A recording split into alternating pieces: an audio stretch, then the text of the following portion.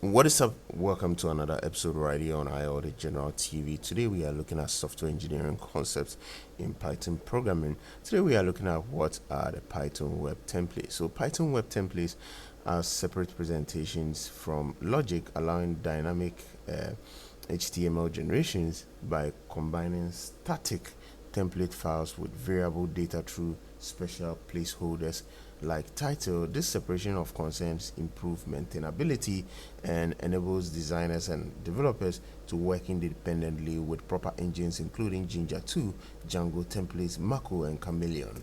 We'll head on to the next page to check out what exactly some examples that we have here.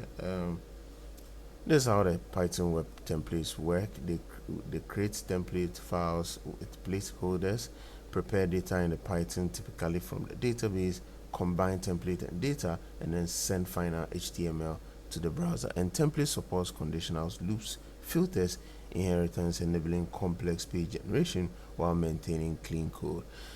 On the right hand side down is an example of Flask example where Python templates are being rendered.